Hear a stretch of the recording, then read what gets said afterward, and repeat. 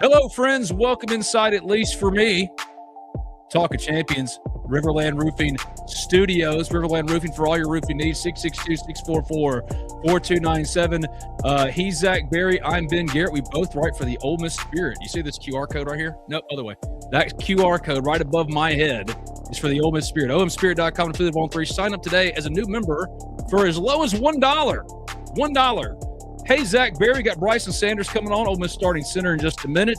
He's still without Wi-Fi as he recovers from Ice Apocalypse 26, but he's got a hot spot. He's going to join us here shortly. First, I say to you, Zachary, how you doing? Good morning. Just, it's Trinidad Shamblas Day, as people might be celebrating. Not sure if we're going to hear anything today, but it will be addressed, which who knows what the hell that means with the NCAA. But yep. Some people think there might be some kind of answer this week. I'll be honest, Ben, I would be absolutely floored if we hear anything today. But who knows? You've got Joey Aguilar's got a temporary restraining order going. So who knows? But we're good. Excited to talk to Bryson, get a little insight to the CFP run and a little bit more. Let's bring Bryson in now, because if anybody knows anything about the hashtag Free6 campaign in Trinidad Shamblas, it would be Bryson. Hey, buddy. What's up? How are you? I'm doing good. How about y'all? Good, man. So first and foremost, Mr. had to have surgery in the off season, sent out the whole Instagram picture with the thumbs up. How you feeling? I'm feeling good. Haven't had really much pain at all through the last couple of weeks, so I feel good. The rehab's going good, and ready to move past this. So what do you think about the Trinidad stuff? But you've been one of the leading guys for the hashtag Free6 movement. What's it been like in the locker room and all that kind of stuff? Well, we haven't been in the locker room in 2 weeks because of all the ice stuff. So, the ice. Yeah. So I'm glad for everyone to get back here Sunday and start back up. But obviously, I want him as a quarterback. He's one of the best players in the country for a reason. So who wouldn't want to be playing for that guy? And obviously, from what I've seen, I think he should be playing. If a guy who played in the NBA can come back and play college basketball, I don't understand why Trinidad can't play. So it's crazy right now, but it's crazy. As far as, like, you mentioned that's the part that I can't really get over here. It's like, who are they protecting? You've got G League players being mid-year enrollees at Alabama in NCAA tournament run. You got a dude who played for the Hornets coming back and trying to appeal to play college basketball. And then you've got another example of Joey Aguilar taking the NCAA to court as well. It's just a very weird dynamic for everyone. As far as being a player, what is it like for y'all, man? That's got to be just a bizarre reality that y'all are living in.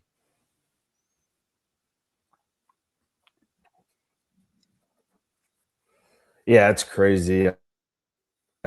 Since especially we're kind of seeing it firsthand with all the Trinidad stuff and a bunch of other players trying to get their 6 year, just like you said, Joey Aguilar's fighting kind of the similar case to Trinidad. So, it's crazy. Some people have, good reasons for why they need another year. Some people are just trying to stay in college for as long as possible. But it's definitely a crazy world we're playing in right now. Yeah, Bryson, I wanted to ask a little bit about the CFP run. Obviously, you guys bounced back. Yeah, we could hear you. Bryson's got on a hot spot as he, again, recovers from Ice Apocalypse 26. There might be a little lag every now and then. Okay. So you hang in, B. You're good. You're good. Zach, you were touching on the college football playoff run, and there's a lot of people in the chat, including Tony Hall, that are saying what's up to Bryson. Ole Miss's starting center here on Talk of Champions, powered as always by Riverland Roofing, B&A Bank. You pick it, man. They've been good to us. Zach, I'll give it back to you. You guys have that back and forth crazy game against Georgia early in the year. The only blemish, you guys make it all the way through, run the rest of the table. And then it was kind of a second season in the CFP, and then also had a changing of the guard.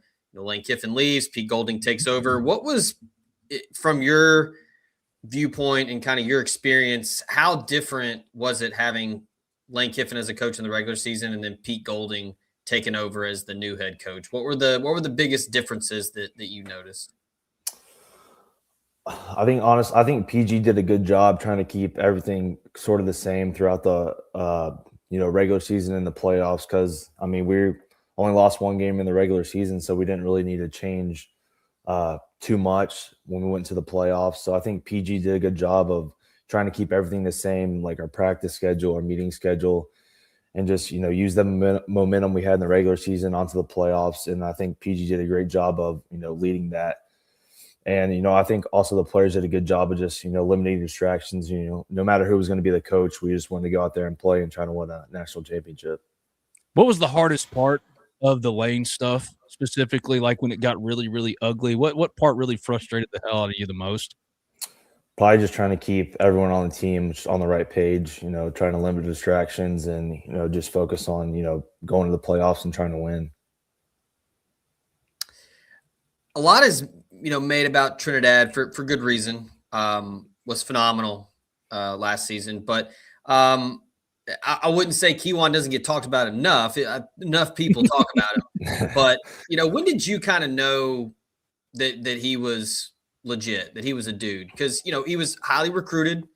Ole Miss almost got him the first time around, and then he comes in and everybody's like, yeah, like very talented dude, former 4-star, and then all of a sudden, he runs for 24 touchdowns. Like, what was there a moment that things kind of clicked where you're like, oh yeah, this dude's really good? I knew in spring practice right away that he was going to be really good. I mean, just his speed, his burst, his ability to cut. I mean, I could tell the first practice that we're going to have a really good running back and we're going to have a really good run game because of him.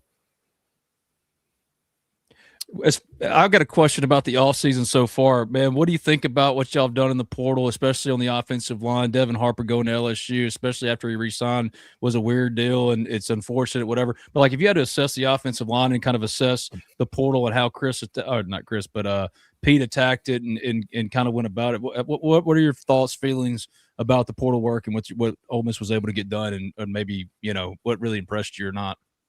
I think the coaches and the whole staff did a really good job of retaining, some of our very key players from our college football run last year. I mean, we had a great team, went to the semifinals, and we kept a lot of those guys who obviously had eligibility. So that was a key part of it. And we also brought in a bunch of really good guys as well. I mean, I know PG and the whole staff does a really good job of talent evaluation and also, culture evaluation. They're not going to bring in guys who aren't the right fit for us.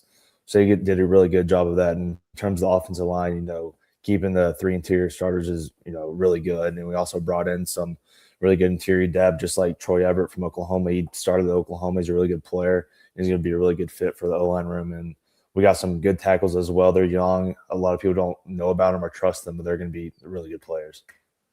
As far as Trinidad and how he's operated, how y'all have operated, it seems like yeah, you're still waiting for the appeal. You're still waiting for the injunction. He's going to the court date on February 12th in Calhoun. Y'all aren't worried about all that. But the point is like Trinidad, despite all of this, has been operating like, and Ole Miss, I think I've seen and said as well, has been operating like he's going to be their quarterback for 2026. Is that kind of how y'all gone about it? And what do you think about this team? Like, how important is it? It's obvious, but how important is it for Trinidad to get that, for that team for next year and competing for a title again?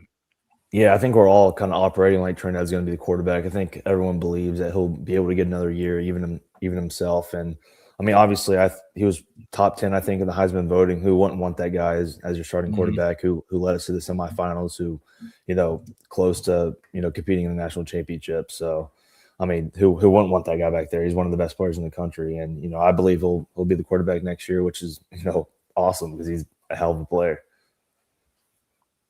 You mentioned culture earlier and how important that is, and I mean it's pretty obvious how good the culture was in the locker room with everything that was going on. I mean, I think everybody kind of knows at this point. It kind of started back after the Georgia game, but speaking of culture and continuity, how big was it for Ole Miss to bring back John David Baker for you? He's one of the best offensive coordinators in the country. I mean, when he first went to ECU, I believe they're one of the lowest rated offenses in the country. And then he took them up to top 20, top 15, and he was also here my freshman year, so he kind of knows the offense we've been running. So we kind of had that continuity of we're not going to really change our identity. We're obviously going to change some stuff because he comes from a different background. He has different thoughts, but, to keep that kind of same play style, go fast, run the ball, RPOs, all that is going to stay mainly the same. So it's going to help a lot.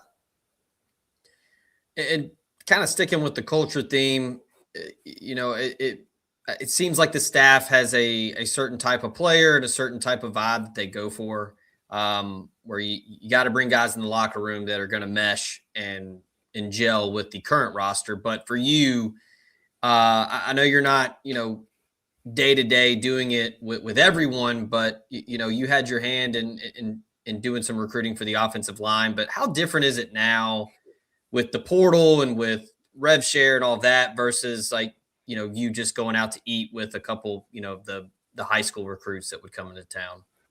Yeah, I mean, the game's definitely changed. I mean, 5 years ago, you would, bring in a guy and you'd have 3 or 4 years to be able to build those relationships. And now you might only have 8 or 9 months, depending on when they come in. So you definitely got to, already have an established culture from the guys who have been here and who have laid that foundation. But you also, have to create that culture with some of the new guys. And I think that's where our staff does a really good job of bringing in the right type of guys who aren't going to, change our locker room and who are going to come in and fit right away. Is there a player or players like I think of Luke Haas immediately? Like he got hurt right before the season started. It took him a while to get healthy. He finally caught his first touchdown in the Sugar Bowl. That was one of the most decorated offseason additions last year. Are there any guys like Luke Haas as you think about and project towards another championship or college football playoff run next year that maybe this year it didn't work out for him, but next year you could say, man, watch out for that guy? Luke stands out to me, but I'm thinking Traylon Ray. Any guys like that for you?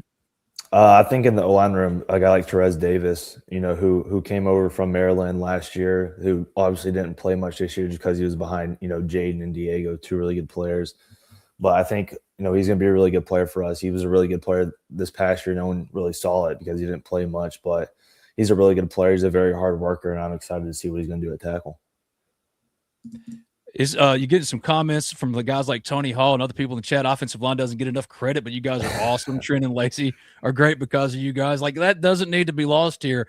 Keywan gets the shine right for setting new single season records for touchdowns, rushing touchdowns, and also all-purpose yards. But look, as a former terrible offensive lineman myself, I just appreciate my guys up front getting a little bit of love, and I got to give a little bit of love to Bryson because in that Sugar Bowl, I wrote a story about it, asked Joe Judge about it.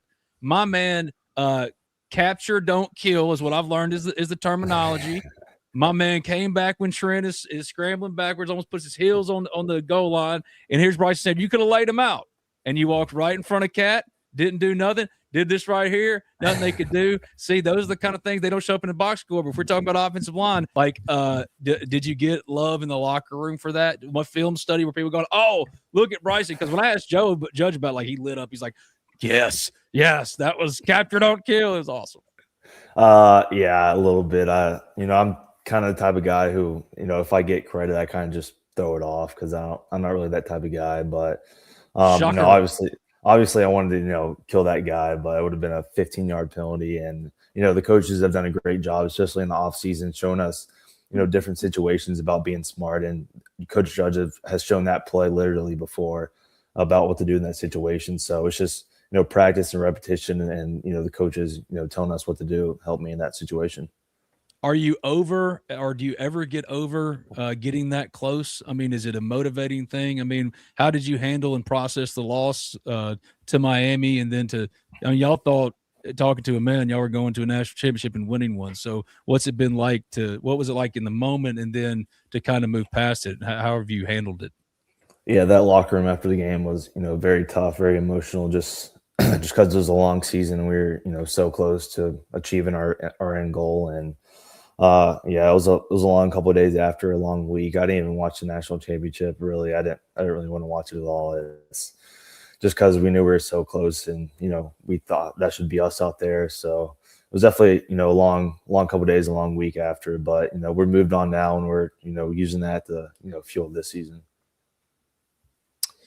It seems like Pete's a player's coach. It seems like he relates to players a little bit better than Kiffin did, just personality wise. But just Do you guys ever count how many times he says the word right when he gets going? Right. Yeah, he definitely says it a lot. That's for sure. Well, yeah, he says it a lot, but yeah, it's good. Like it's the punctuator. It sounds like it's like the whole Saban thing. I think that's like the best Saban disciples picked up that specifically. It's like the only way to really put a punctuation on the end of a sentence, right? You know, Bryson, I know you're excited, right? Ben, I know you're excited, right? Oh, I love it, dude. I mean, like it's like a PG staple. I just love that, like he's trying to work on his cussing. That's how I'm like, oh, we're all I've never felt more relatable. You know what I mean? No, man. Don't do that. I don't think that'll ever change for him. No. I think he should stay that way. I agree.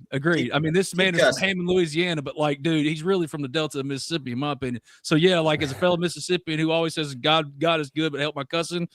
Good luck, PG, but I like it just how it is. You know what I mean? Oh, yeah. My man put a massive bowl, like put him in like a lip sugar right here, right after the Sugar Bowl. Like that is he's a ball coach, dude. I think that's what kind of like rallied to a little bit. Is that fair to say? Oh yeah, 100%. Yes, sir. So Bryce, I'll ask you this one, and then kind of expound on it when you answer it.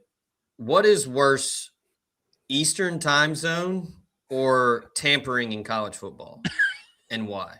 I don't like Eastern time zones because the games come on so late. I was back home in Chattanooga for the last couple of days, so I was in Eastern time zone for a couple days, and especially like the college basketball games, they don't come on at like 9 o'clock at night, which sucks. Way too late, and like Monday Night Football doesn't come on at 8:15, 8:20.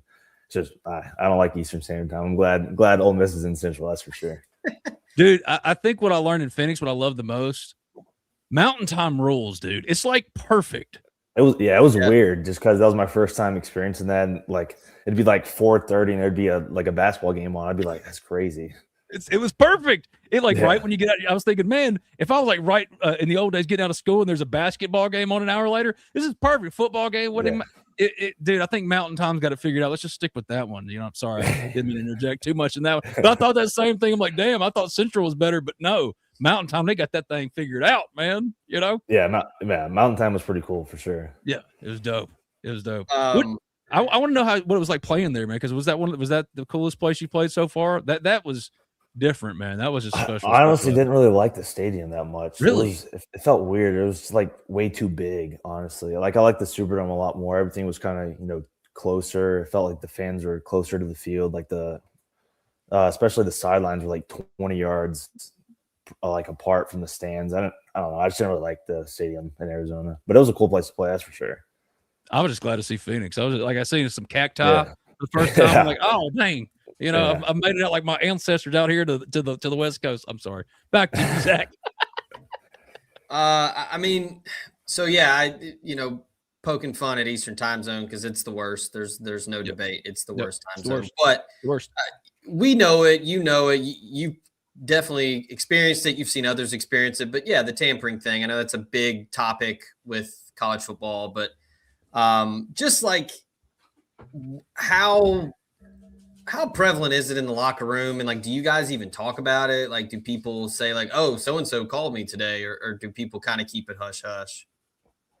I think for the most part, people kind of tend to themselves when, that happens. But I mean, tampering is 100% evident. No matter what level, you could be, tip top of the SEC. You can be, like Conference USA or Mountain West, like a group of 5 team. There's going to be tampering everywhere, no matter where you're at. And it was unfortunate it happened to some of our guys, but that's just how the game is now.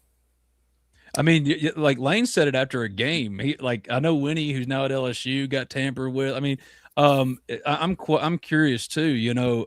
When you say it's, pretty prevalent out there.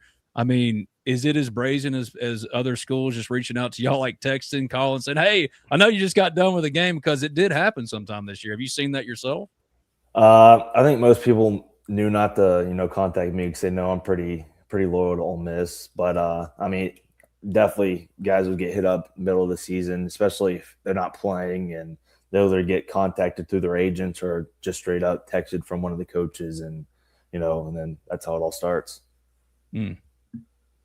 Well, for me, the conversation is it's gotten a little out there, but I will say, like, when you have guys that even at Ole Miss that sign rev share agreements and still end up somewhere else, it's just a really strange culture that college football is in. As a player, guys like you, dude, are rare. You know what I mean? For you to stick around like you did and to break out like you did, what does it mean to you? Because it's a lost art form in this day and age. What does it mean for you to be like a 4-year Ole Miss Rebel? You know what I mean? 3-4-year Ole Miss Rebel. Like this is the legacy seems to matter in a time when legacy doesn't matter as much as it used to. Yeah, unfortunately, that's how the college, world is now. And I mean, the things I believe in, loyalty is a big part of it. And once I signed to Ole Miss, I didn't plan on leaving at all, and I wasn't going to leave, especially after this year we had. So it's just what I believe in. And unfortunately, a lot of people just chase money nowadays, and they don't, want to leave a legacy out where they are. But that's not what I want to do. I want to, stay at a place and be loyal to it. I love Ole Miss and this university, and I don't want to, do anything to harm that reputation I have here. Man, that's just not what you hear anymore. It's different now, dude. And I'm not hating on it. I'm really not hating on it. I understand that like y'all got to look out for yourselves and stuff, but also, we don't hear that very much. All right. We've had a lot of questions in the chat, and then Zach, I'm back to you. Get Brycen to tell us how many defensive offsides there were in the last drive when Beck scored. I try to erase that game from my memory. I haven't even watched the film on it, and I don't really want to. Do you think you'll ever watch the film on it? Hopefully not, unless I'm forced to.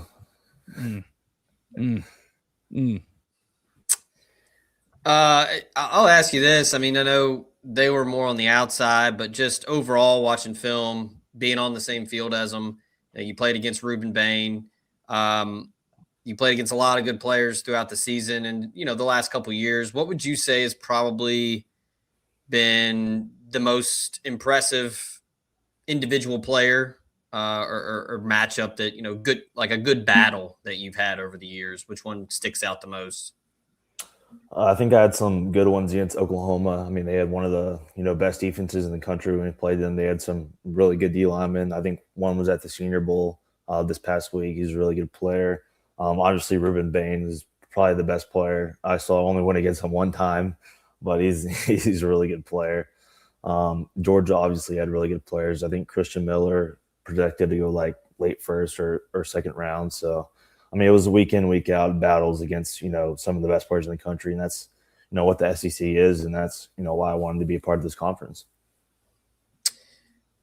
Shifting gears a little bit, you've had some downtime, obviously, because of the storm, and then it's the off season. But for you, what do you do in your downtime? Do you watch a lot of TV? Do you watch a lot of movies?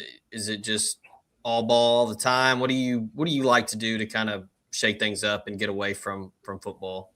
Yeah, well, having downtime is pretty rare now, just because college football is kind of 24/7, full go. But I watch any Ole Miss sport that's on TV. I watched the basketball game last night. I'll be watching all the basketball games, even throughout the season, baseball games, softball games, anything Ole Miss related. I'll just, watch whatever sports on TV except the NBA. I don't really like NBA. But I'm a big Braves fan. I'll watch MLB and just watch TV, watch some movies on Netflix, whatever, just to get my mind off, football a little bit. Well, I'll get you out of it with this. You mentioned basketball. Tony Hall wants to know, since Ole Miss is at 11-11, can Brycen play center? Do you got some hoop game to you? No, I was never the best basketball player. I quit in the 6th grade to do wrestling. So, but dude, I mean, I'll go out there and get a couple fouls, get some technicals, and get the juices flowing a little bit. What I'm saying is like you have a wrestling background. Whenever football is over, like, dude, let's get the WWE career started. I'll cut the promos for you. You know what I mean? Like, if I do anything like that, introducing. I'll do UFC. Honestly, if I do any of that, dude, that'd be insane. I don't know if I could cut the same kind of promo. I would kind of like to see you do like a frog splash off a turnbuckle. But if you want to, go pound somebody else's face and beat the shit out of that, get that too. That makes you more of a man than me. But thank you, my friend. It's Brycen Sanders, Ole Miss starting center. Thank you for joining us. Best of luck in your rehab. I know that you aren't going to be participating in spring football. When do you think you'll be feeling yourself again after all the injury and rehab stuff? I should be feeling pretty good in about a couple months. I mean, we're just not going to do spring. No point in rushing it right now, but I should be, full go by May or June. But, just taking it pretty slow right now, not trying to rush anything, but, rehab's going good. He's Brycen Sanders. Thank you, my friend. I look forward to you getting your internet back. Thank you for making the time for us with the hotspot today. You're the man. And also, Joseph Moore says, yes, and I agree. Bryson versus Braun Breaker in WWE would be fire. I don't disagree. But, I don't even know what that means. I didn't watch WWE growing up, so I got no clue. Which is fine. All I'm saying is, go watch the Rumble and tell me you wouldn't want to win it. Okay, tell me you wouldn't want to throw the rest of your, compadres over the top rope and get up here and Brycen Sanders. I'm just saying, there's a world out there you could explore. Thank you, buddy. I'll see you soon. Yes, sir. Thank you all. All right, man. That's Brycen Sanders, Ole Miss starting center. Thank you for joining us here on Talking Champions. I'm Ben Garrett. He's Zach Berry. We're so thankful for all of you who joined us here in the chat today. And also to all of our guests, man. I'm not guests, of course, including Brycen Sanders. But, man, Brycen, yes, what a guy, man. He's awesome. Thanks to all of our sponsors, Riverland Roofing, 662-644-4297, online at riverlandroofing.com. And today, if you're still dealing with ice storm stuff, as Brycen was with his internet and waiting to get power and stuff, you can call or text Riverland Roofing anytime. They're doing ice storm repair services or offering ice storm repair services. 662-644-4297. Text or call 24/7. Visit them online at riverlandroofing.com. Riverland's doing tree limb removal and tarping, roof repairs, gutter repairs, helping with any insurance claims, etc. Still doing free estimates and inspections in Oxford as well. That's Riverland Roofing, a proud sponsor of Talking Champions. Our thanks to B&A Bank and to Tannehill Carmen PLLC. Drew Moak of USA Benefits Group. Call him today for all your health insurance needs. 601-953-8449. Online with quoteswithdrew.com. Shop your Ole Miss merch at College Corner. College Corner with Scott and them, man, that's the spot. They got the best collection of stuff you can find. 662-550-4330.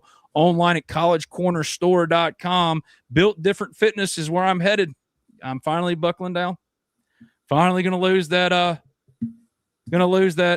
holiday weight. It's about time. A lot of people saying thanks to Brycen Sanders from East Feliciana. Reb, what a stud. Thank you for being a Rebel Brycen. Praying for speedy recovery. Jody Smith. Brycen is a Braves fan as well. Wow, I love that kid. Yeah, dude. Yeah.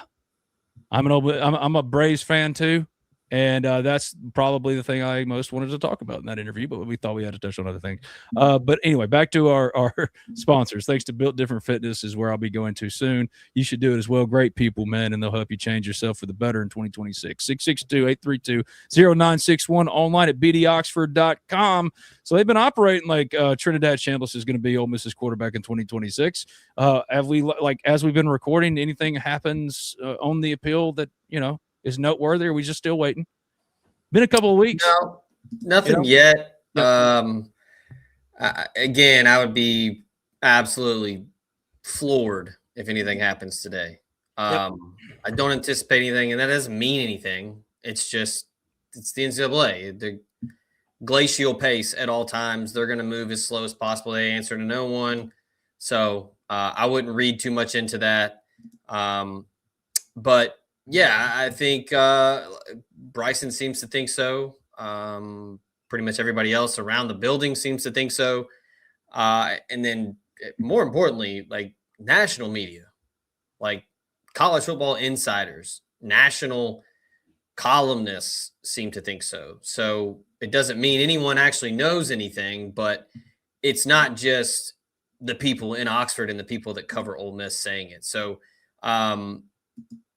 I still anticipate Trinidad Shamblas being the quarterback in 2026. I think you do too.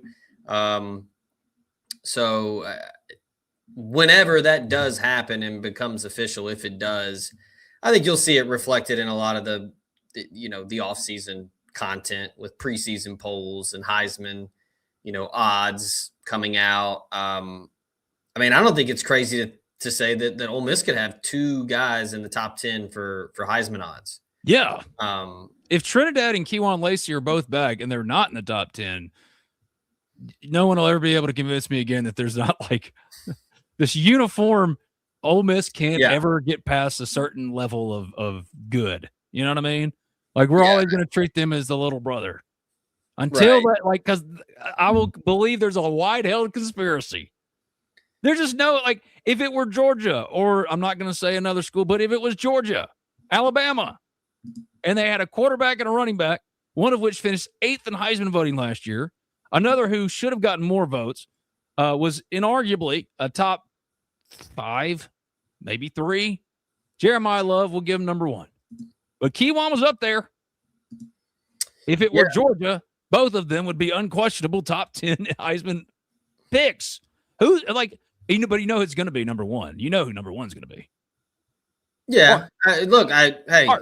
I'll give it to him. Like not that preseason hype means anything. It doesn't. But it doesn't. He earned it. Closed strong. Played really well down the stretch and had a really good bowl game. But yeah, I mean that's QB 1A and QB 1B, Arch Manning and Trinidad Shamblas. Those are probably going to be the 2 most popular guys at media days this year. If Trinidad gets his injunction, because I don't think he's getting his relief from a successful appeal.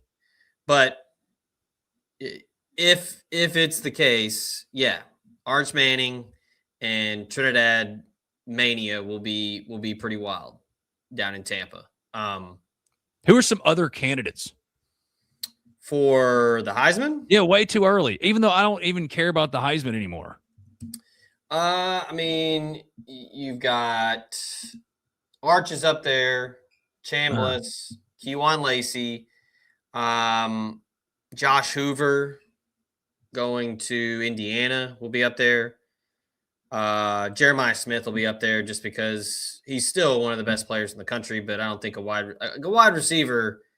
I know you had Travis Hunter win it, but like he was a 2-way guy, and a straight wide receiver, you're going to have to just absolutely go insane. Darian Minsett, Miami. Speaking of Jeremiah Smith, Julian Sayin, he'll be back. For some reason, like CJ Carr is up there. Oh, I just got him in the transfer portal last night when playing college football. I'm already having withdrawals. Like, Ole Miss basketball isn't good right now. We got to get, it's National Signing Day. Can we talk about that too? It is National Signing Day. You remember when this used to be an event? College football hates itself, or the people who run college football really hate it. It was a thing that you blocked off your entire day for. Your entire day.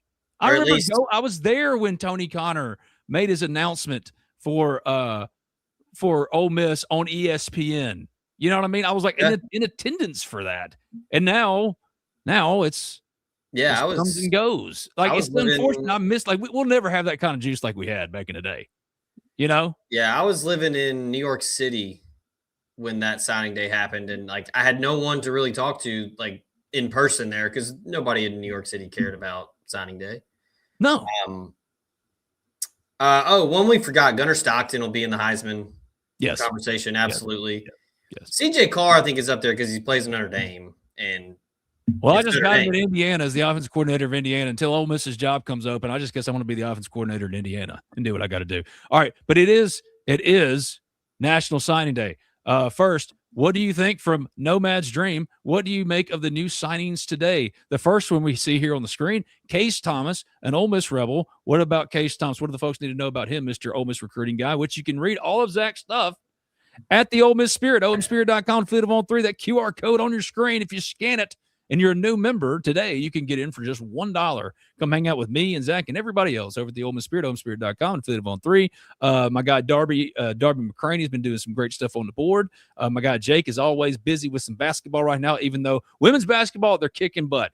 The men, who doggy. But baseball is just around the corner. All of that and more at the Ole Miss Spirit, omspirit.com, and Fleet of On 3. Case Thomas, Zach Berry, go. Yeah, well-built wide receiver from Mississippi. Played a lot of football at MRA down in Madison. Senior year, he had 12. I think it was about 1,200 yards receiving, 9 touchdowns. A couple things that stood out were he performed extremely well against like high caliber competition. MRA played Ravenwood just down the road from me, who was the 6A runner-up in Tennessee. He had 8 catches for 109 yards against Ravenwood. And then against Collierville, MRA put up 62 points against Collierville High School. He had 8 catches for 194 yards and 2 touchdowns in that one. So I know people scoff at the MAIS schools and, well, they don't play anybody and the competition's terrible.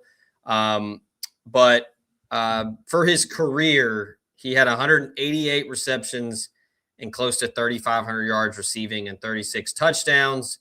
I did talk to Mike Espy, who has coached and worked with Case Thomas throughout his high school career. And he was just told me like, hey, he's a verified 4.5 40 guy, 22 plus mile per hour runner, and just good route runner, ball tracking. If you watch the film, he kind of plays a little bit above the rim for a guy that's not super tall, which is impressive. And then just a guy that, physical, highly skilled guy, according to Mike Espy, and says that he's going to have some elite reliability is what he said. So, guy from Mississippi that played a lot of football. And like I said, a couple times against some public schools from higher classifications, and he didn't skip a beat. So I like it. He'll be a good guy that, could come in and work and probably going to primarily be a slot guy. But again, he's 6'2", probably 180, 185 pounds. So he can move around. So, but yeah, a good pickup for a February signee. Jamarian Owens. Yeah. Somebody that people said, who's this guy? Like he came out of nowhere. Like he's, we've never heard of him. But he was Mr. Football in, I believe, 4A out of Raleigh, or 3A, excuse me. In 3 seasons of playing varsity football, 155 tackles, 13 sacks. I think the only thing you need to know here is Randall Joyner wanted him and thought that he would be an excellent addition to the room. So for a guy that's, in that room, it's going to be interesting to see what they do with him. He's about 6'2", 296. So not like super tall, but he's not short. But a guy that has a good burst, he can get off the line. I'm excited to see what they do with him.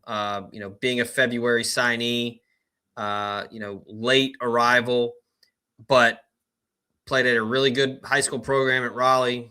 14-1 this year. Beat Noxubee County in the 4A title game. So, I think for February signees, like 2 really good in-state pickups for Ole Miss. I don't think you can be mad at either one. Jamarian Owens ranked as the number 48 prospect in Mississippi for his class, according to Rivals. Picked Ole Miss over Southern Miss, South Alabama, Arkansas State, Louisville. All right, who else has Ole Miss signed today? What's your most memorable signing day deal? Because this is just not the way it used to be. That's kind of it. Okay, all right, well, that's that. Yeah, that is it. Darn. Most memorable. 2016 was pretty wild. Covering that. We got a lot of people wanting to know about the Trinidad stuff in the chat. A lot of people are arriving late. I got Blair Stewart. He's a little late. How y'all doing? We're doing good. Welcome in. I'm trying to see who all had questions. Marcel Reed. What about Marcel Reed? What happened with Marcel Reed? Probably for the Heisman. Yeah. Man, that last game was bad. Ugh. So not great. All right. Here's one that's very important. Asked to me. Ben Who's winning? Roman Reigns or CM Punk? Punk better go over. You don't put the strap back on a part-time Roman Reigns. But, man, WWE's got a real problem. They can't create new stars. They had to go get part-time Roman back to win the Rumble. And let's just talk about how insanely idiotic it is, or just a slap in the face to wrestling, that they held the Royal friggin' Rumble in the middle of the day on Saturday. What are we doing? Thought this was America. Thought this was I was just impressed they got the stadium built. I remember like a week and a half before, I remember seeing pictures and it looked nowhere near done. Yeah, 2016 was wild. I remember covering that one and just the depth, and you had Greg Little, 5-star plus guy, Shea Patterson, and Benito Jones. That's 3 top 15 guys right there, 3 5-stars. And then you had AJ Brown, which that one was kind of funny because it was a quote shocker because he's a Starkville kid, but most Ole Miss people knew that was coming 2-3 weeks before he announced. Deontay Anderson obviously did the skydiving video, which was wild. DK Metcalf, Octavius Cooley, Devon Penniman, Charles Wiley, Trey Nixon, Bryce Matthews, Jalen Jones, Justin Connor, Jacob Mathis, Gabe Angel, all 4-stars. So, I mean, just an absolutely Gabe loaded. Angel, man. Yeah. That's a good poll. And what a great wrestling name that would be, Gabe Angel. Yeah. 6th overall class that year. Yeah, just and it was only 23% in state. So Ole Miss went kind of all over the place. I remember that one just because of the depth of the class and the high caliber names. Because obviously 2013's, the one everybody talks about with Kim Dichie and Tunsil and Tony Connor and Treadwell. Yeah, I mean, Cam Akers was wild. That was as back and forth as I can remember any recruitment being. Chris Jones, that one was pretty wild. I mean, the worst one for me was Davin Godshaw, who wore a red and blue polo to his signing day and signed with LSU because his mom didn't want him to go to Ole Miss. That was wild. Well, we keep getting asked. The captain's back in. All right, what's the Trinidad update? Here's what Pete Thamel is reporting right now. Or did you see these screenshots? Let me see if I can pull it up.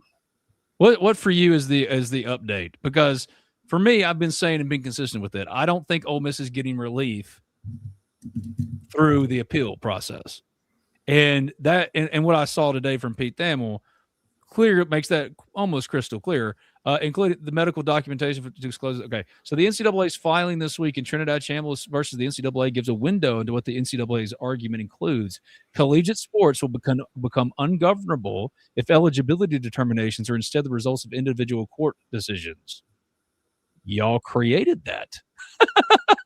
Y'all created that, and y'all have set precedent based off what. Well, so if it isn't the consequences of my own actions, yeah.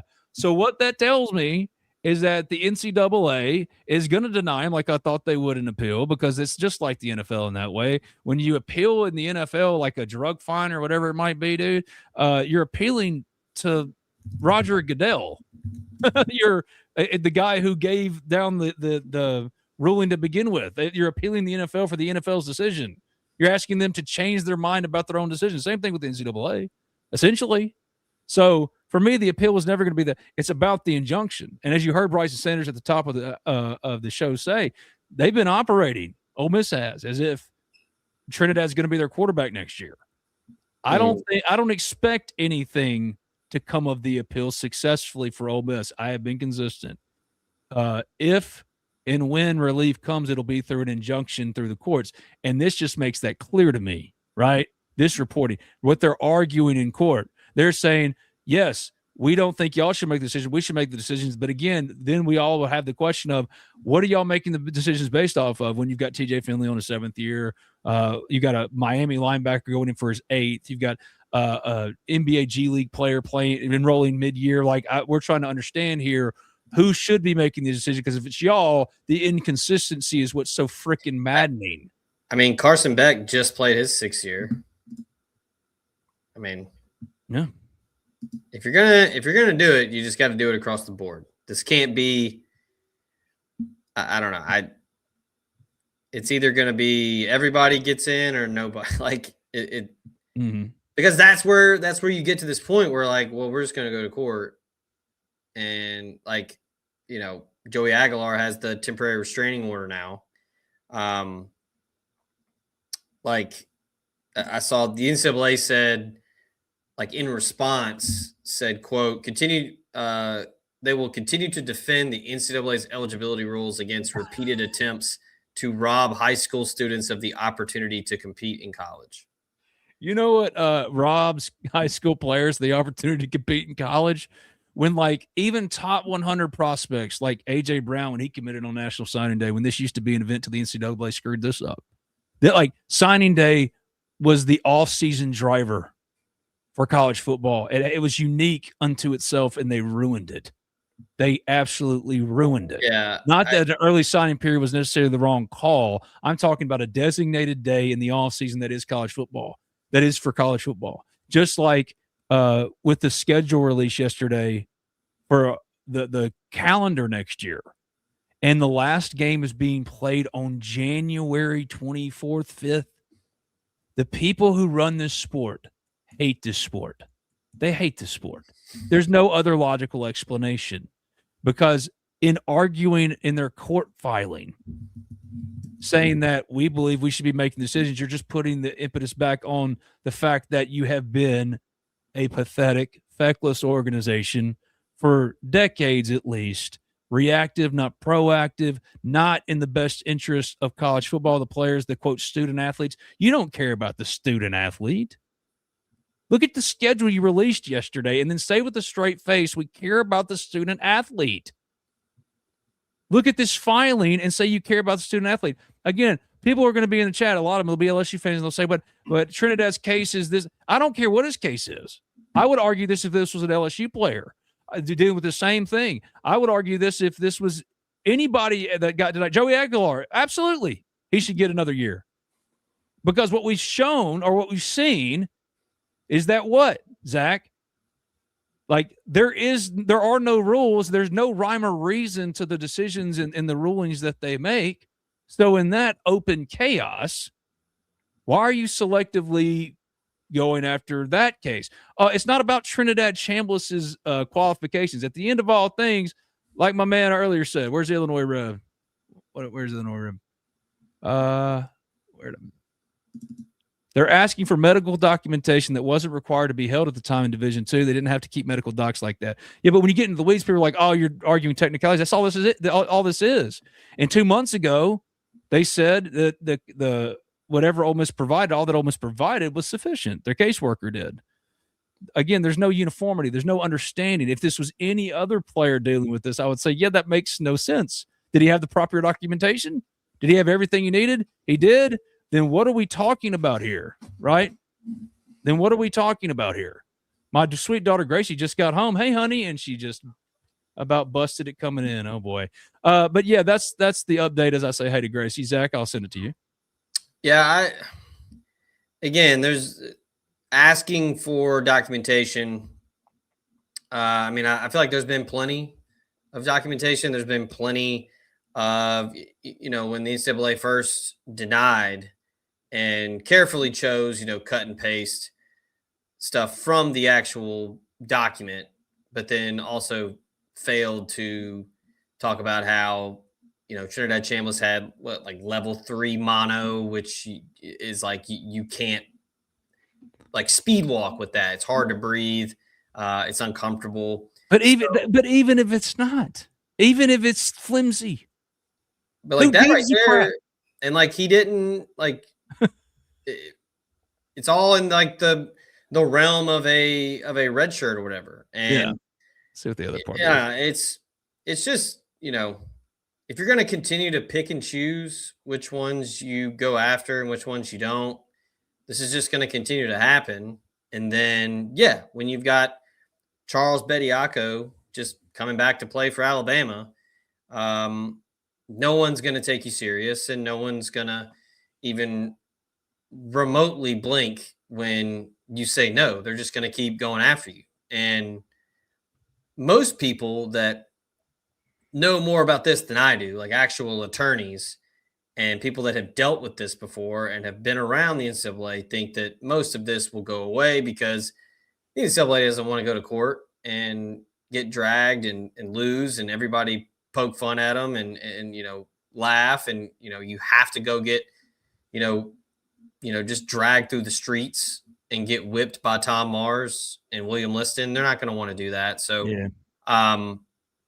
but it's just a joke. It's doesn't make any sense. Like there's no rhyme or reason. Like it's not like they're sticking to their guns with like, hey, you got to do this, this, and this. Like, no, it's like they're assigning it to someone new in the NCAA anytime it happens, and the person they assign it to, it's their first day, and they have no idea what's going on. So, what do I make of that? What is the Trinidad update? Yeah, Chase, I think over there at Rebels 24, I know he did. Chase over at Rebels 247 reported that about another appeal kind of hearing, whatever. Today, we did I don't expect to hear anything, like Zach said at the top of the hour with Brycen Sanders. Don't expect anything to come of that today. But Ole Miss, as Bryson said, and as we've been saying on Talk of Champions for a while now, has been operating for months as if Trinidad will still be their quarterback in 2026. And you might say, well, how if they don't win the appeal? Because it's going to court, as you're seeing here, the documentation, the argument from the NCAA, when they're saying that he didn't he didn't have the proper documentation or this, that, and the other, that there's no medical documentation in the waiver file indicating that Trinidad Shamblas suffered any symptoms during the 2023-24 season. Yet, back in November, your caseworker said it was sufficient. Can't talk out of both sides of your mouth. There's no uniformity to it. If you're it just what are you protecting in taking Trinidad Shamblas to court? What are you protecting? All that seems like is like you're using Ole Miss to feign that you're still doing any kind of job that doesn't really exist anymore, because everyone, even the ones that are cheering for you to go after Ole Miss, think you're completely and utterly incompetent and have no power at all. So, of course, you don't want college sports will become ungovernable if eligibility determinations are instead the result of individual court decisions. It's already ungovernable. You made it that way. Are you kidding me? At least in the court system, the judicial system, and it's getting stretched thinner and thinner by the day, it seems. But in the judicial system of the United States of America, it's innocent until proven guilty. It's fair. It's fairness and equitability. That's what it was built on. You're going to get a jury, independent, non-biased, or supposedly you're getting a completely objective group of your peers or a judge, a peer that will render decisions based on the rule of law. We're all saying not necessarily that Trinidad Shamblas has a strong case. No one has a real strong case anymore, but that hasn't stopped you with TJ Finley or anybody else. What we're saying here is, what are you trying to protect by taking Trinidad Shamblas to court? What are you protecting? It doesn't make any sense to me whatsoever. And so, in the absence of not just basic uniformity or basic competency, the various basics anyone asks is what are the rules? And we're saying now, well, you're trying to govern and who cares? Maybe Ole Miss is operating because it knows, regardless of what even happens in the court, they're going to play Trinidad anyway. Who's to stop them? Because this is selective enforcement. Not just on his face. This is as clear as day as it gets. Insanity to me. This is insanity to me. So no, I'm not surprised. I don't expect anything to come of the appeal. I haven't for this entire time. You know that. I still think it's going to come in the courts, but of course they don't want this to happen in the courts, because every time they go to court now they lose, because it doesn't make any lick of sense. Before we get out of here, I want y'all to go to underdog.com. Super Bowl week. I'm picking the Seahawks. Zach, you're picking who? I'm going to Seahawks. Heck yeah. Sam Darnold, I want to get him one. But Underdog has been a sponsor of Talk of Champions all season long, and this is the biggest week of the year. And in celebration of that, and to kind of honor that and get you into the game, Underdog is offering a promotion through Talk of Champions. New customers score $75 in fantasy bonus entries when you make your first $5 fantasy entry on Underdog. That's a $75 or $75 in fantasy bonus entries when you make your first $5 fantasy entry. You get your picks right. You can win up to 5,000 times your cash. I mean, the Super Bowl could have Jared Ivey. It could have some Ben Brown on the Patriots side. But more than that, you can put your money where your predictions are with Underdog. $75 in fantasy bonus entries when you play your first $5. All you got to use at Underdog is my promo code, Champions, for Talk of Champions. So the promo code is Champions. Underdog, make picks, win money. Wanted to give them a shout out, and wanted y'all to take advantage of that because there's nothing more fun than like having a big Super Bowl party, and all your friends are kind of in on the bidding, in on the gambling, or at least in on the fun little party pool that you have. Maybe throwing it out there. Are you gonna have a Super Bowl party? Yeah, we'll probably do something at the bar. We'll probably like smoke some wings. Just some basic, snacks. Maybe, I don't know. Maybe I was thinking like maybe try to do a little something different, like maybe smoke some nachos. Smoking some nachos with like, some brisket or I don't know, something, just something different. But yeah, wings, can't beat that. No. Yeah, I think it's going to be a low scoring game. Yeah, the over-under is not particularly high either. I think I predicted the other day 28-24. I want the Seahawks to win because Sam Darnold. If Sam Darnold wins, buy or sell, he's ultimately a Hall of Famer. Sam Darnold. Dude, it's not crazy anymore. I'm not saying. Man. Oh, and apparently Florida wide receivers are graded a 7th year today, a medical hardship waiver because, okay. I don't know. Sam Darnold, he's going to have to win at least one more, maybe two more, because, Eli Manning has 2 Super Bowl titles and beat the GOAT twice and still can't get in. Yeah. Which is insane. I will go to my grave. And listen, I'm the Cowboys fan of Cowboys fans. I hated that Eli was a New York Giant. Hated it. Somebody thought you said smoke some weed. We know, and then of course my guy Chris comes in. It's a running joke now. Whenever we know what city will be smoking. Yeah, hey, you can pull up, Dakota, pull up to my party in NA. It'll probably just be me and my wife and kids. But if it is just you and your family, because you're like me, you're 40 years young, you're married, you got kids, but you still want to do the Super Bowl thing, like make it a fun thing for the girls. Play like some games in between times and stuff like that. And definitely incorporate the game and the halftime show. But I'm gonna tell you, to feed yourself, we live in the most expensive time in the history of the world. All right. So you're going to be saying, how can I have a Super Bowl party and get people fed on a discount? This ain't even a sponsorship thing, all right? They should sponsor us for the shout-out I'm about to give them because it's the best thing you can do.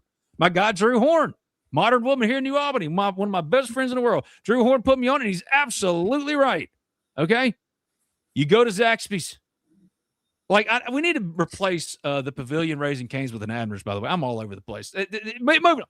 Go to Zaxby's, all right? For $39, you get, and make sure to get 4 kids cups for water and drink water. Don't go stealing some Coke out of the, be fair, be equitable as God would command us to. But I'm giving you a little piece of good advice, free advice here for your Super Bowl party. Are you listening, Zach? Because you got a wife of 2 kids. You get back in here. You put yourself back in here, boy. Put yourself back in here with me. I was letting you have it before. This is for you. Because I know you got a beautiful family and you're always hosting stuff. You're always doing stuff.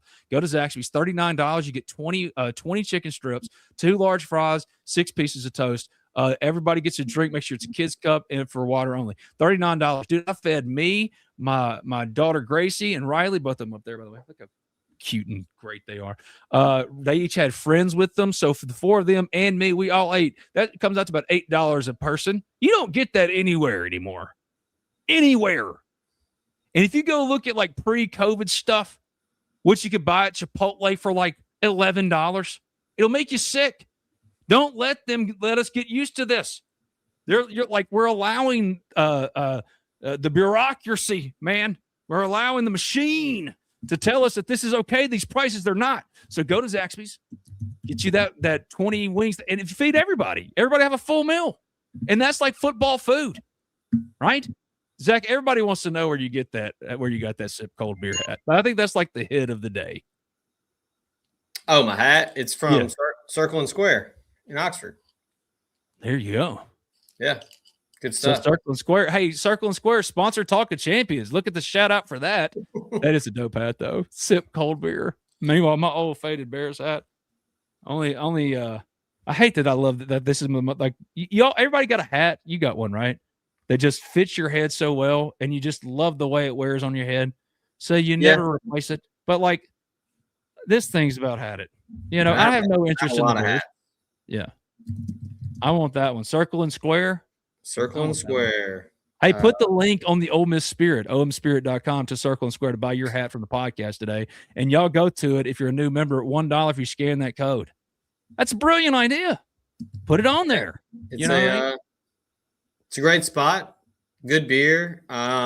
See, my guy Mark knows. It's them 47. Them fitted. I was particularly fond of the sure. They had what's it? They got they have a chicken hero on the menu, like a souvlaki, pita. I mean, okay. All right. All due respect to my kings and queens over at Volta. Any food that I've ever had at Circle and Square is very good. Big fan. So I have a hat that says Joseph Moore. Hell yeah. I wonder how many times that works. Yeah, I want to know what the hit rate is now. The burger is good. Like, would you go up to Carmen Electra in her prom and say, "Well, then you're racist" if she doesn't flash you? You know, that just seems manipulative. Good. I'll do a free ad for Circle and Square because good people over there. Micah, a good buddy. If you're he helped them with like their design and like their graphic design and their logo and all that stuff. If you're familiar with the old Try, Micah's a good buddy and Ole Miss alum that does really great work. But anytime I come down there during the summer for an elite camp or a big visit weekend, I'll typically bring my bike and do a bike ride all around Oxford, and then I'll end up at Circle and Square and have a beer and some food. I think I need to go to Circle and Square just to get that hat. That's where we got it from. Sip Cold Beer. This is Talk of Champions. Before we get out of here, every time I do a pod with Zach, at the end of it, we talk our shit. I want you to talk your shit about whatever pressing Ole Miss topic you want. It can be Trinidad's appeal waiver thing, because I didn't let you even speak if I like during that whole thing. It could be whatever you want. What do you need to talk your shit about today, Zach Berry? And I removed let's say, look, if you don't care about the Super Bowl, it's fine. Don't feel pressured or, succumb to the peer pressure of your friends that you have to care. You can casually hang out and enjoy the Super Bowl without caring about the game. I don't particularly care about the game, but it's an excuse to get together with my friends and eat some good food and hang out and watch football. So it's okay if you're not a diehard NFL fan, and it's okay if you're not balls to the wall in for the Super Bowl. It's fine. So don't feel bad. It always kind of bothers me when people like get upset. Like, what do you mean you don't care about the Super Bowl? I don't even know these people. I didn't know people that really cared about it in that way. I mean, it's fine. Just Super Bowl shaming. Just hang out. Don't Super Bowl shameless, bro. That's what you're saying. Yeah. I mean, I don't know if that's really like talking my shit. I mean, most of the stuff that I would be talking about is we've already done. But yeah, it's okay to just hang out and enjoy the Super Bowl. You don't have to be like gung ho about the commercials, especially now because like they just put a compilation video on YouTube 2 hours after the game, so you don't even have to watch them live. But yeah, I mean, you can enjoy the the halftime show, and just eat good food. You don't have to be super duper into the Seahawks or the Patriots or whatever. Like just enjoy it. Have a great day from Jay Walden 18. God is good all the time. God is good. Absolutely. I'm going to talk my stuff. See, because I've been Miss Patrice Smith. I'm going to give her a shout out. She's a regular watcher. She's a New Albanian, fellow New Albanian. Saw her at lunch today at TG. Tell her how'd you gourmet. Also, they should totally sponsor this show. And I saw her and she said, Ben, she watches all the time. Ben, who she's known me since I was a kid. You're not doing a good job of working on your cussing. Apparently, it's still really bad. So I'll say for Miss Patrice, I'm going to talk my stuff about Ole Miss basketball to close this thing out for me. If anybody missed it, Chris Beard got thrown out yesterday during Ole Miss's loss to Tennessee. I'm going to show it for a second. I wanted to get your thoughts on it first so I can go find it. But to kind of intro this was a long time coming. This has to be one of the most frustrating seasons for Chris Beard and company. What do you make of Ole Miss basketball? 11-11, have lost 4 straight. This is a $13 million roster, and it's just not been what it needs to be. And Chris Beard and emotions kind of boiled over yesterday. What did you make of that? Are you asking me? Yes, first, because I'm going to go shut up. I thought it was pretty standard. Getting whipped on the road, so you're trying to fire up your guys by getting ejected. I would say like the officiating was a little suspect, but I mean it's like that every night for college basketball. I don't know how anybody plays defense in college basketball because you just get called for fouls nonstop. I did think this was funny because I'm sure they scared the shit out of me. Was probably like, who the hell is this? It's just you can't win a lot of games when you don't rebound and you don't get to the free throw line, and then you add in to that you just not very. It's just not a very connected team. Like you've got AJ Storr will score a lot of points, and that's good and all, but like it's just I don't know. I'm not a basketball guy. I'm not a coach. I'm not a scout. That's not my thing. But just from the 3,000-foot view of someone watching, it seems like it's a collection of solid to pretty good players, but collectively, it's just not a good team. Doesn't mean it's over. I mean, hell, I haven't really heard anybody declare them dead yet, but it's going to take a special run. Pretty crazy. Last night was a 1-point game, and then all of a sudden you look up and it's almost a 30-point lead for Tennessee. It's getting very, very tight and very close to being over for this year as far as making a run to the tournament. No, it's over. It's over for me. And I think Chris he's tried everything this year. He's tried everything. But the issues that have really plagued Ole Miss teams under Chris for the last 3 years have just been fatal this year. They've been able to kind of overcome it with guys like Sean Padula or Jamin playing well, like all kinds of different things. But this group, I don't know, like it never clicked together. Chris Beard had enough, and I think that was – I don't think that was performative. I think he was finally just fed up. He was done. And it's not – because he even said afterwards it was less about – the referees or anything like that. He didn't blame the referees for the loss. I think he was just done. And this has been a colossal disappointment for everybody involved. No one's making excuses for it. But yeah, I'm with you. Like it's the other side of the portal. Just because you throw buku dollars at a roster, and for Ole Miss paying $13 million for a basketball roster in the old days, unheard of. They have every reason off of the Sweet 16 and paying the money they did to be upset. But like sometimes it doesn't work. It doesn't. And what I mean by that is, like, look at Malik Dia. The same things that plagued Malik Dia last year have been exacerbated with this team. And they needed him to take an NBA level step. And they're close. And he's had his moments, but he didn't return to the starting lineup until the other day.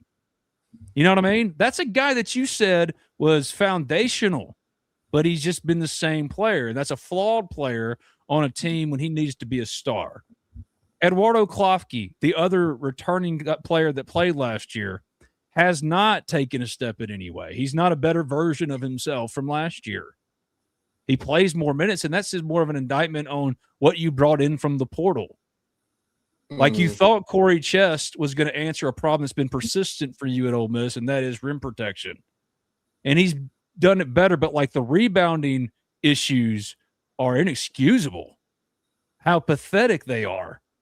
Like, they desperately wanted James Scott from Louisville, but, like, when you got Malik Dia, who rebounds like a guard, it's very similar, like Jaren Jackson Jr. Everyone's going like, what are the Grizzlies doing?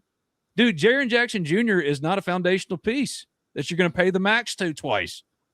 Like, you trade him away now when you're in the middle of a rebuild because one of the things he's supposed to be doing is rebounding. When you got a guy that's 6'11", rebounding like a guard, buddy, if you don't got other pieces around him that can make up for that, buddy, you're toast from the get-go. You know what I'm saying? Yeah, like, I mean, it's different because so many combustible things that happen that, like, they needed Corin Johnson to be himself from Washington off of a knee injury, and he hadn't been. Tyler Perry is Tyler Perry, a native Kentuckian, went to Kentucky, played for Big Blue, and he's come here well compensated, but he's exactly what they evaluated him to be. A limited player that's a liability more times than not on the defensive end. And none of those guys have been the best version of themselves this year, even Elias Carmerdine. I'll say this on the way out as we close, is I'm interested to see what happens in the offseason as far as a new hire GM role. Mm-hmm. Someone who handles rev share, NIL, roster, like all that. I think that's what's missing. I think you need somebody to that's all they do, and you just let Chris Beard be the head coach. Maybe handle some recruiting here and there to kind of seal the deal. Do some closing on some deals at the exit interviews type stuff. But I think that's what's missing. I think you bring in somebody that can handle that, and that's going to change things for Ole Miss. So we'll see. But structurally, they do have that in a way. I mean, it's just, I don't know. I don't know if like a singular hire of a general manager say, all right, well, you have now full power over roster. Mm-hmm.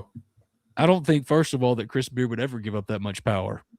And I'm not sure you'd really want him to. Like, they won 20 games his first year, went to the Sweet 16 last year. This is the first disappointing year.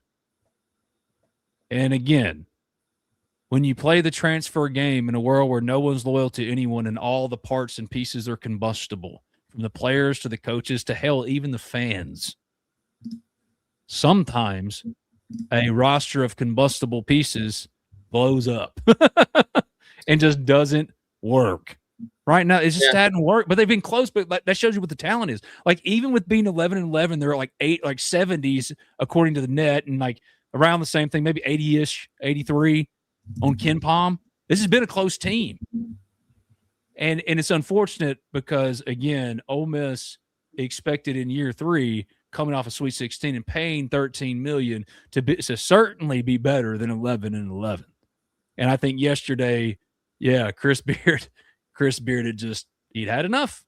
And I don't think it was with necessarily even the players. I think just like with what the deadgum whole season has been for him, for all of Ole Miss basketball. No one expected this.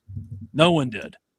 And I think Chris Beard, this is his first real taste of what the new era of college basketball is, because he's used to roster turnover and a bunch of new players, but one that just never quite gels or figures it out. All the points that he's used to about culture and the way we do things not clicking with the group collectively. It's obvious. Not just the one thing I think is probably, which I don't know, maybe it's in the back of his mind, maybe it's not. He, as a head coach, has never had a losing season. Never. So something to think about. as we get down to the end of the year. But who knows? Maybe they go on a run in Nashville and just put all their chips in and win the tournament and get in. Yeah, just get automatic. Sure. None of us would have been surprised by that at the start of the year. But again, go to Underdog. I want y'all to do that this Super Bowl week. I'm picking the Seahawks to win 28-24. Zach's picking the Seahawks too. Did you give me a score prediction? Say 24-16. 24. So, when's the last time we had a real defensive gem of a Super Bowl? I think this has the potential to be sneaky fun as hell, though. Like, really fun. Go to Underdog. It's 75. There it is. Underdog.com. Proud sponsor of not just Talk Champions, but the Ole Miss Spirit. If you score $75 in fantasy bonus entries, there we go. When you make your first $5 fantasy entry, just head to the app for Underdog, make picks on if a player will go higher or lower on stats. That's touchdowns, rushing yards, receptions, and more. And if you get them right, you can win up to 5,000 times your cash. Download the app today. Promo code is champions for Talk of Champions. Champions score $75 in fantasy bonus entries when you play your first $5 on fantasy. Tony says 24-13 Seahawks. I could go for that. Thanks to all of y'all for joining us. Somebody in the private chat. Oh, Zach's got a bounce. You could have just said that. I understand. I'll say before I leave, and then I'll let you close. The lowest scoring Super Bowl was 2019. New England beat LA 13-3. So yeah, what a boring game. Bye, Zach. Bye, everybody. Appreciate everybody. I'll be back Wednesday. There you go. The amazing hat that Zach was wearing is from Circle and Square. So for all of you that wanted to know about that, thanks to all of our sponsors, including on the screen, Alan Samuels, Chrysler Dodge Jeep Ram of Oxford for your next car, truck, or Jeep. Thanks to all of y'all for joining us always. And tomorrow is Thursday. It'll be Brad Logan and me. And we will be here at 10 a.m. Central Time. That's the plan every single day, or every single week, I should say, to better lay it out for y'all. Every Monday, Tuesday, Thursday, Friday, 10 a.m. Central Time. Today was Wednesday, so 1 p.m. Central Time. My thanks to Brycen Sanders. Go to the Ole Miss Spirit, that QR code on your screen, scan it. New members, you can sign up for $1. And if you come join us, I'm going to write up a lot of that Brycen Sanders stuff, put it in content form. For those that got in later, maybe just might not have the time to watch all of the show and go back and check it out. A lot of it will be written up at the Ole Miss Spirit. All you got to do is join us for $1 up there. And that includes our interview with Trey Wallace yesterday from Outkick, which was just great. Trey's awesome. And I've got more guests coming as well. But the Bryson stuff and all of the replays of this and all of our daily coverage at the Ole Miss Spirit, omspirit.com. Scan that QR code. I keep pointing the wrong way, right on your screen, and new members can get it for $1. Thank y'all for joining us again, man. It's always fun. My favorite time of the day, my favorite part of work, hanging out with y'all, man, talking about Ole Miss stuff. And I'll be back tomorrow, 10 a.m. Thanks. Appreciate y'all, and we'll see you soon. Till tomorrow. Beard escorted to the